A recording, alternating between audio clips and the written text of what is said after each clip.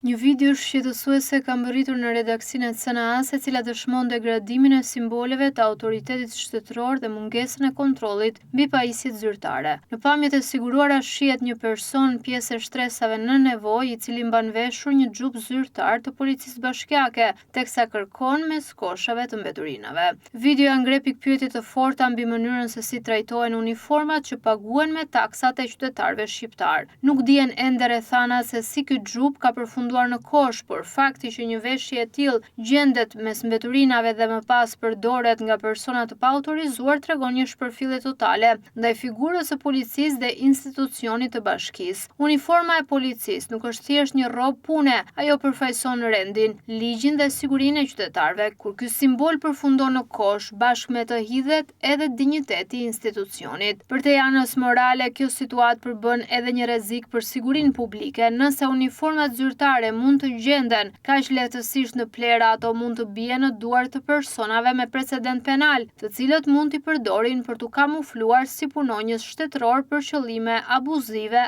apo kriminale. Sipas rregulloreve standarde, çdo uniformë vjetruar ose e dëmtuar duhet të dorëzohet pranë magazinave të institucionit për t'u asgjësuar sipas një procesi të caktuar. Pamjet e publikuara nga CNA dëshmojnë se ky proces ose nuk ekziston ose dështon totalisht në praktik. Deri më tani nuk ka asnjë reagim zyrtar lidhur me këtë incident. Ky rast shërben si një kamban alarmi për të kërkuar më shumë përgjegjësish nga zyrtarët që kanë për detyrë ruajtjen e imazhit dhe integritetit të forcave të rendit.